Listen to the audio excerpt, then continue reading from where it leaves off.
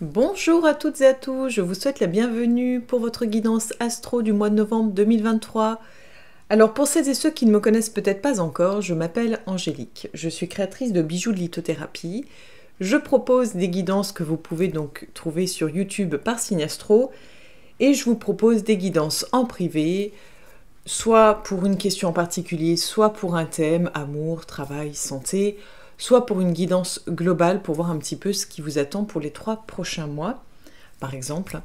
Et puis, donc, je propose également des ressentis photos lorsque vous avez des questions, des interrogations concernant une personne, concernant un animal.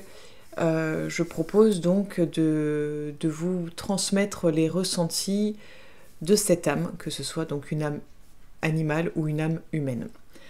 Voilà un petit peu pour les infos. Donc, pour les guidances astro, comme d'habitude, vous ne prenez que ce qui résonne en vous. Vu que c'est une guidance générale, ça ne parlera pas à tout le monde. Donc, vous prenez uniquement ce qui résonne, vibre en vous. N'hésitez pas à aller voir votre ascendant astro. Vous pouvez le calculer gratuitement sur Internet. Si vous n'y arrivez pas, n'hésitez pas à me laisser un petit com en dessous de la vidéo, à me demander et puis je vous le calculerai. Et écoutez, je vous souhaite une bonne écoute. On va voir ensemble les signes par signe. À tout de suite. Bonjour à tous et à toutes. Je vous souhaite la bienvenue, chers amis Sagittaires, pour votre guidance astro du mois de novembre 2023. Alors, on va les voir d'un point de vue général, professionnel, sentimental. Et on terminera avec l'oracle d'Aradia pour un message de l'univers pour ce mois de novembre 2023.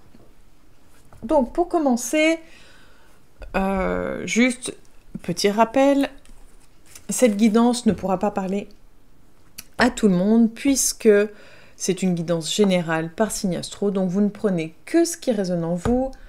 Vous pouvez aller voir bien entendu votre ascendant astro pour avoir des informations complémentaires. Et peut-être même que celui-ci vous parlera plus que votre signe astro. Et puis, n'hésitez pas à revoir la vidéo en fin de mois pour voir si ça vous parle un peu plus à ce moment-là. Donc c'est parti, on va aller voir avec le tarot des druides.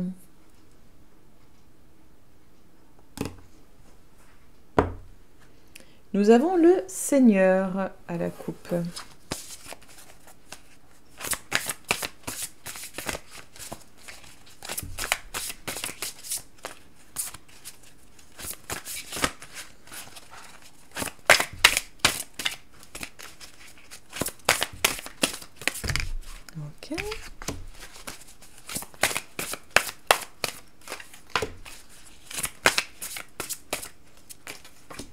Ok, on va venir recouvrir avec l'oracle G.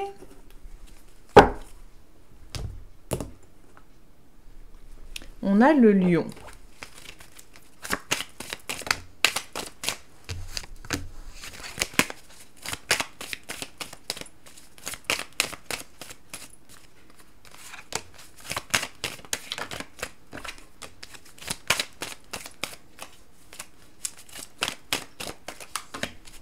Ok, et on va voir avec le Lenormand. On a le cœur à la coupe.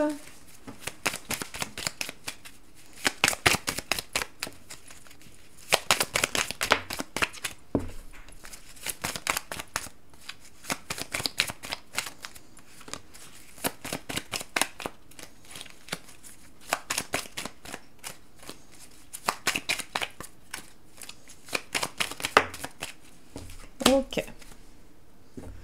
Donc nous avons la faux avec la sexualité et le 5 de pentacle.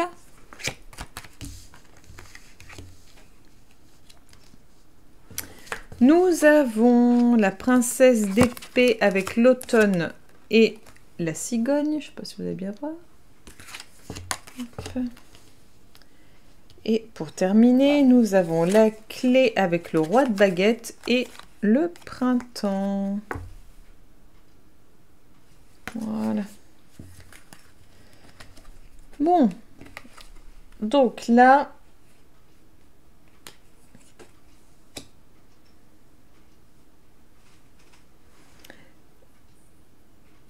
on voit clairement une évolution en fait. C'est-à-dire qu'on passe de peut-être d'un état où en fait on faisait semblant de ne pas voir les choses, d'être peut-être dans un déni, peut-être qu'on s'est coupé de ses envies, de ses besoins et de ses désirs à quelque part. Vous êtes peut-être coupé de tout ça, cher ami Sagittaire, pendant un certain laps de temps ou ces derniers temps.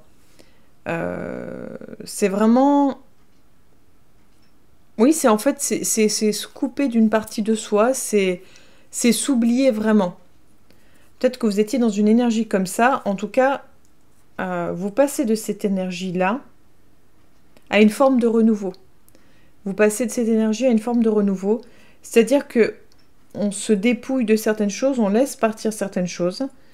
On le voit avec la princesse d'épée qui est un petit peu... qui s'est peut-être emmêlé un peu les pinceaux, qui s'est peut-être retrouvé un peu prise au piège, un peu peut-être perdue, qui ne savait peut-être pas trop comment y faire. Et peut-être qu'elle se laisse aller et qu'elle lâche prise. Elle passe peut-être de ce côté, je me suis coupée trop longtemps de mes désirs, à je décide de lâcher prise, je décide d'accueillir le nouveau. Je décide d'accepter les choses, peut-être aussi d'accepter de perdre certaines choses, peut-être que c'est dur aussi, peut-être qu'il y a un travail à faire sur ce plan-là. Parce que là, on voit clairement avec le roi de baguette que ça y est, on s'impose, on est là.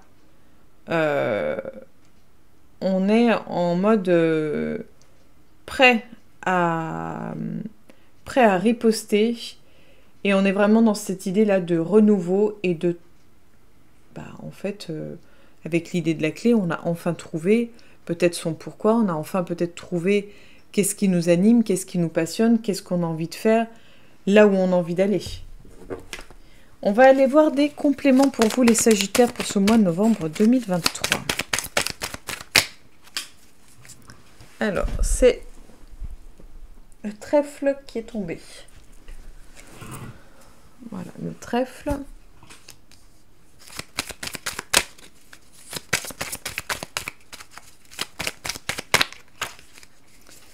Et nous avons donc le balai et le fouet. Donc, on était vraiment dans l'idée de... On a peut-être une confiance aveugle en l'univers, on laisse faire les choses. On est plutôt en mode, on laisse faire les choses, on verra bien ce qu'il arrive, mais on ne se mouille pas trop. On ne se respecte pas, c'est-à-dire qu'on préfère laisser faire les choses et faire comme si on n'avait peut-être pas trop de choix et on veut pas trop s'investir, on veut pas trop se mouiller dans tout ça. En fait, c'est vraiment ça. C'était vraiment peut-être une énergie passée ou l'énergie dans laquelle vous êtes en début de mois. Mais on voit vraiment que vous allez balayer tout ça et que vous allez vous dépêtrer de tout ça, en fait. Allez, on va aller voir ici pour vous les Sagittaires.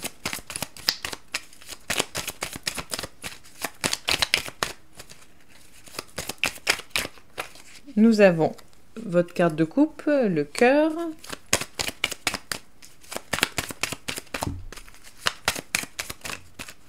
Et nous avons le bouquet.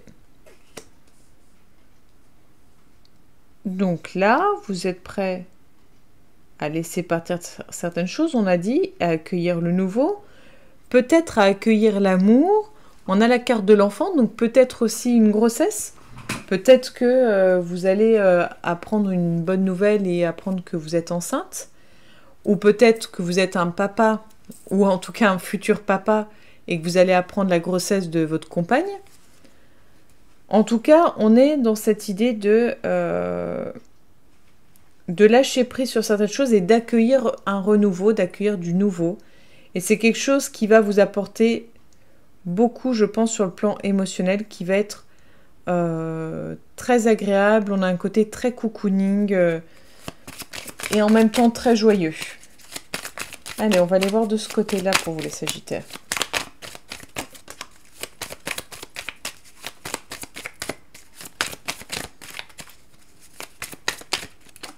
Hop là. Oh, j'ai cru que je l'ai fait tomber. Donc, la dernière qui vient de tomber, Garden. jardin et la lettre. Donc là,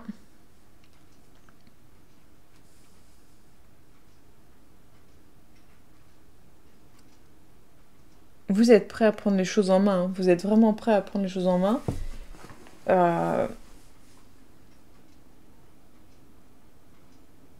Vous détenez les clés de votre destin. En fait, c'est en gros, vous reprenez les choses en main. Peut-être que vous allez faire déposer une lettre de démission, par exemple, ou demander, faire une demande de nouveau logement.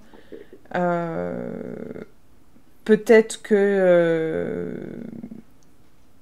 vous allez faire des lettres à certaines personnes pour expliquer certaines choses. On est vraiment dans l'idée de... On s'est trop coupé de ce qu'on voulait ou de ce qu'on voulait réellement. On a trop supporté et toléré des choses. Et là, on décide enfin de reprendre les choses en main, de reprendre les clés de sa vie. Et peut-être que vous allez également, c'est possible, écrire vos souhaits et vos rêves. Peut-être être dans ce côté...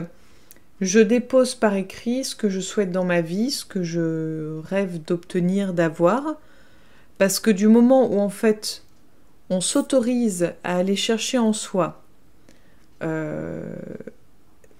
et qu'on s'écoute, qu'on s'autorise à aller chercher en soi, qu'on s'écoute, qu'on accueille et qu'on dépose les choses telles qu'elles sont, un peu comme un enfant à qui on demande qu'est-ce que tu rêves de faire plus tard et qui va vous dire de la façon la plus innocente ce qu'il souhaite faire à ce moment-là. Peut-être qu'il ne le fera jamais, mais c'est pas grave. À ce moment-là, c'est ce qu'il souhaite faire. Est-ce qu'il va mettre des choses en place pour y arriver? Ça, c'est autre chose. Mais en fait, c'est vraiment l'idée de « Ah ben là, tiens, à l'heure actuelle, j'ai envie de ça dans ma vie. » C'est peut-être pas ce qu'il y a de mieux pour vous. Peut-être que c'est irréalisable.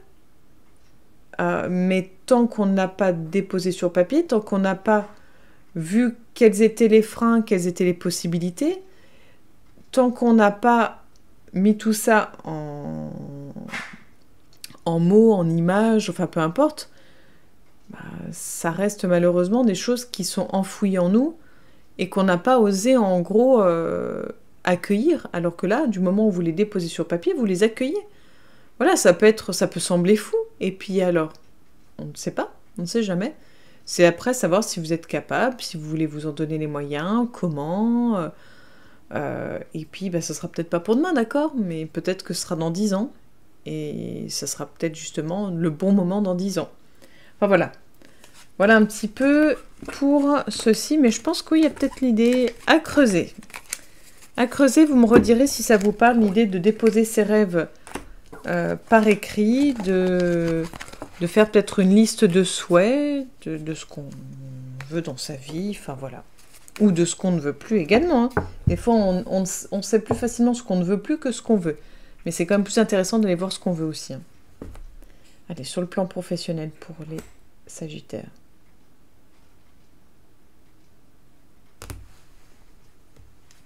Nous avons la jalousie à la coupe.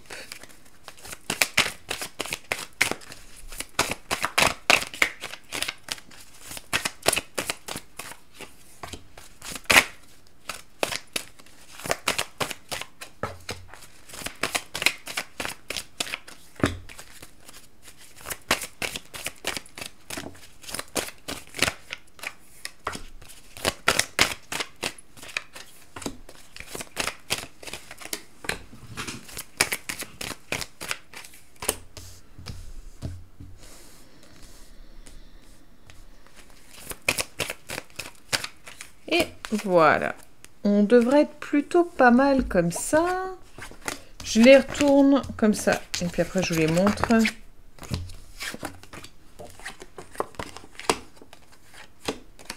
Oh, si je les mets pas dans le bon sens.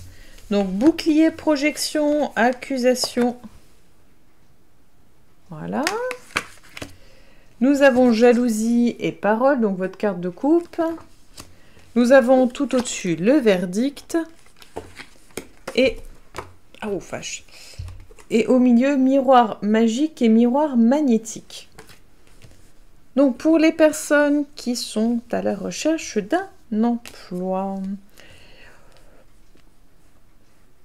c'est pas le meilleur mois pour la signature d'un contrat. C'est pas impossible, hein, bien sûr, hein, mais c'est pas le meilleur mois. On a vu l'histoire de la jalousie, elle revient. Je pense que vous êtes... soit vous êtes dans une situation où vous voulez éviter. Pour moi, c'est plus ça. J'ai l'impression que vous voulez éviter d'entrer en conflit. D'entrer en conflit en acceptant un nouveau travail, en faisant le travail que vous souhaitez. J'ai l'impression que vous êtes un petit peu comme pieds et poings liés.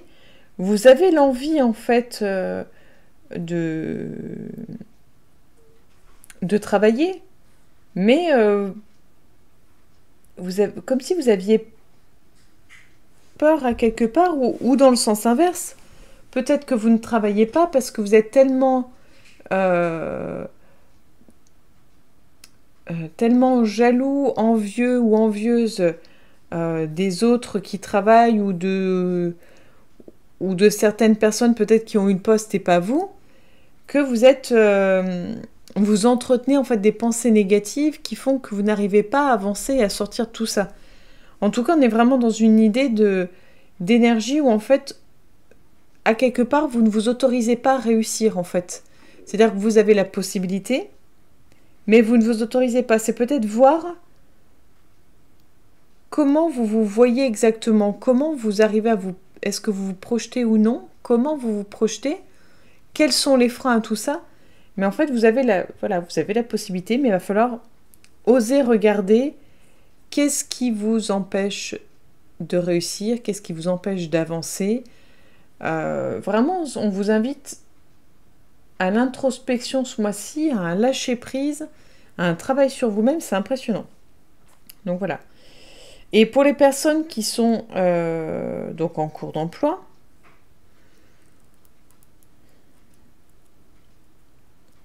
vous êtes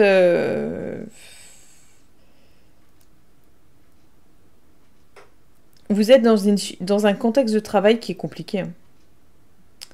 Parce que c'est vraiment beaucoup d'histoires, je trouve, beaucoup de médisance, beaucoup de jalousie, de rivalité, de la concurrence, et puis beaucoup de rumeurs, beaucoup de choses pas saines du tout. Il y a pas... C'est pas du tout, en fait, bienveillant, quoi. C'est vraiment chacun pour soi, quoi. Et pourtant, vous avez envie, vous avez envie d'autre chose, en fait. Vous avez envie de sortir de tout ça. Je pense que vous n'êtes pas... vous êtes là, je dirais pas par dépit, mais je pense que vous n'êtes même pas posé la question de pourquoi vous êtes là. Ou pourquoi vous êtes encore là, en tout cas. Parce que vraiment, on voit que vous subissez les choses. Hein. Vous subissez de toutes parts. Il y a beaucoup d'injustice là-dedans, il y a beaucoup de rivalité. Hein. Vraiment, c'est pas top. Allez, on va aller voir sur le plan sentimental.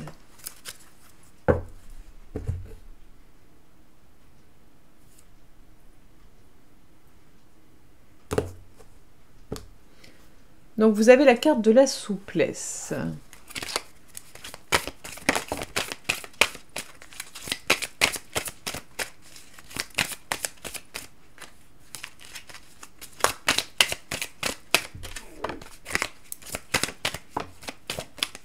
Voilà. Et bah tiens, celle-ci. Mince, nous avons la carte de l'engagement, la carte de la concrétisation, la carte de l'attirance, la carte de l'intérêt, et à la coupe, c'était la souplesse, d'accord.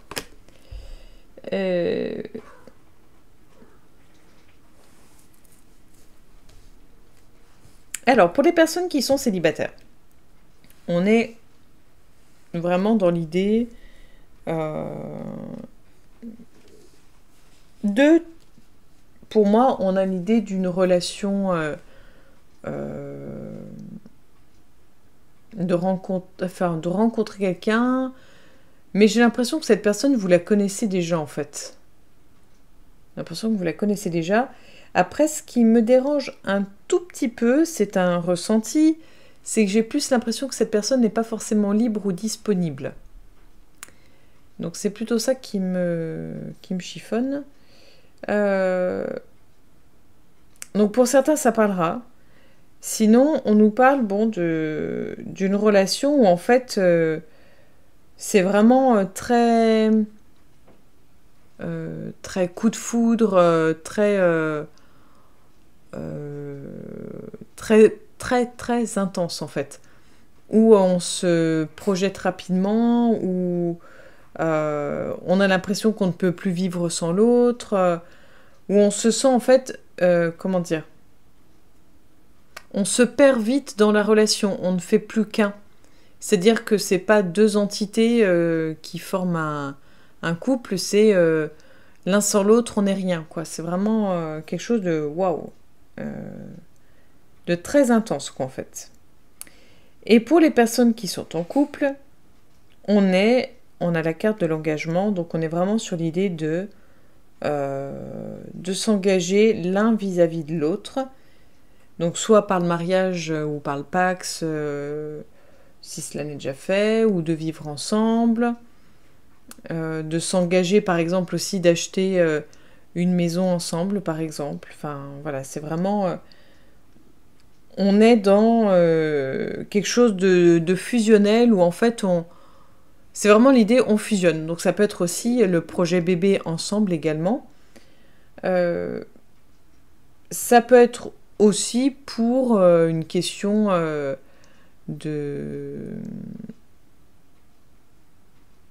c'est pas de praticité, c'est comment dire, pour une question un petit peu pour répondre à certains critères, peut-être par rapport à la pression sociale ou familiale, peut-être par rapport à un travail où en fait il est nécessaire en fait d'être marié ou de se marier pour pouvoir par exemple pouvoir suivre le conjoint. Enfin, il y a peut-être cette idée d'engagement, mais plus par intérêt pour quelque chose de bien précis.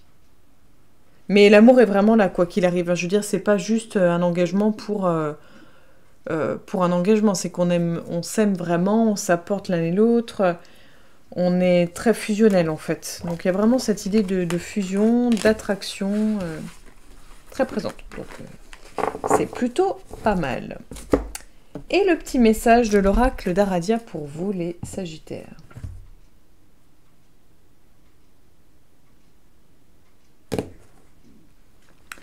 Nous avons la hiérarchie à la coupe.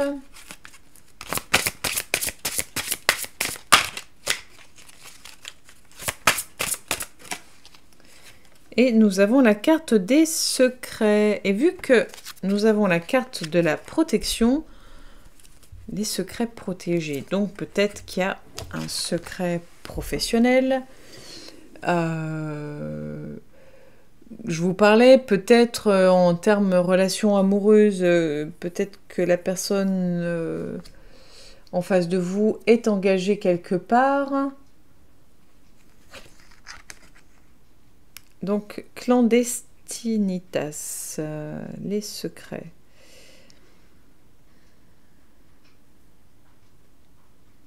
Il y a quelque chose de très... Quand on regarde la carte, il y a vraiment ce sentiment de ne pas avoir le choix que de garder le secret. Et en fait, on le fait pour faire plaisir à l'autre. Par peur de perdre l'autre, en fait, j'ai l'impression. On est complètement, comment dire, charmé par l'autre et on est prêt, en fait, à mentir, s'il le faut, juste pour préserver ce secret ou ces secrets. Donc peut-être Peut-être que vous allez, je sais pas, ça peut être un secret de famille, ça peut être un secret... Bon, moi je pensais travail au départ, mais je sais pas. Vous me direz si ça vous a parlé ou non, voilà. Si vous avez envie d'en parler, ce sera avec grand plaisir. Nous possédons tous des secrets, mais il y en a peu qui jamais ne seront révélés. Certaines choses doivent être gardées secrètes. Les dévoiler vous mettrait en danger. Si une personne vous révèle un secret, gardez-le précieusement.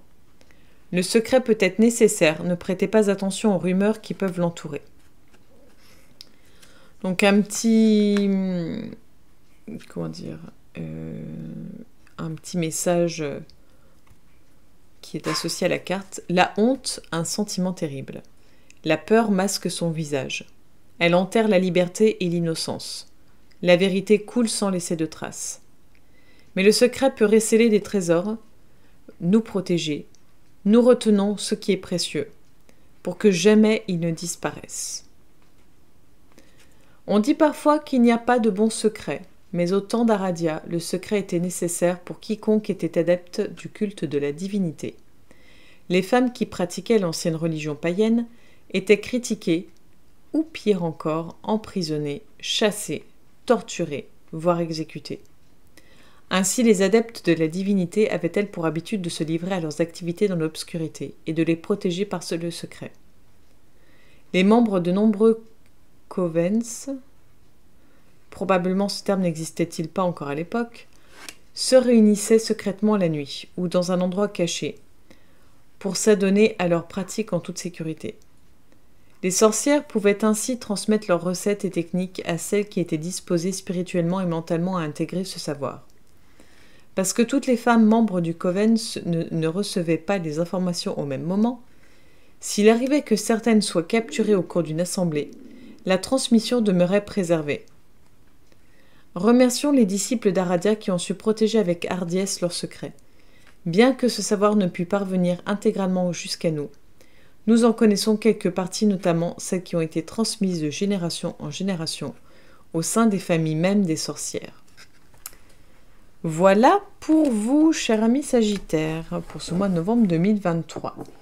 Donc j'espère que tout ceci vous aura parlé, éclairé, guidé du mieux qu'il soit. Je vous remercie de m'avoir écouté jusque-là. N'hésitez pas à liker, à partager, à commenter, à vous abonner si cela n'est déjà fait. Vous pouvez également me contacter, me suivre sur la page Facebook Trésor d'âme, il y a le lien juste en dessous de la vidéo. Si vous souhaitez une guidance privée, si vous avez des questions, si vous souhaitez un éclaircissement, vous pouvez me contacter sur cette page. Je me ferai un plaisir de vous répondre et de vous accompagner du mieux que je le peux. Et puis, merci pour tout, merci pour votre bienveillance, pour tout votre soutien. Je vous souhaite une belle journée. Je vous donne rendez-vous le mois prochain pour la future guidance. À bientôt les Sagittaires.